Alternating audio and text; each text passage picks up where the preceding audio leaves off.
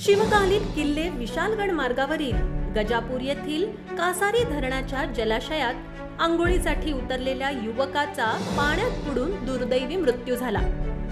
मोहम्मद बाशा रसूल शाडपुडी, वय वर्ष 18 असं मृत तरुणाचं नाव आहे.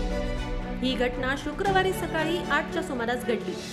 या प्रकरणी हसन मिया यलगार यांनी शाहूवाडी पोलीस ठाण्यात फिर्याद दिली होती. याबाबत पोलिसांकडून मिळालेली माहिती अशी, शाडपुडी व येलगार कुटुंब क्रुझर गाडीने रात्रभर प्रवास करून गुरुवारी विशालगडाकडे जात होते. मोहम्मदही कुटुंबासह विशालगड येथे देवदर्शनासाठी आला होता.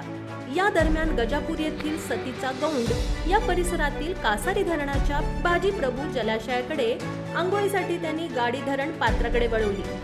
मोहम्मद आंघोळीसाठी पाण्यात उतरला असता पाण्याचा अंदाज न आल्याने मोहम्मदचा जलाशयात बुडून मृत्यू झाला.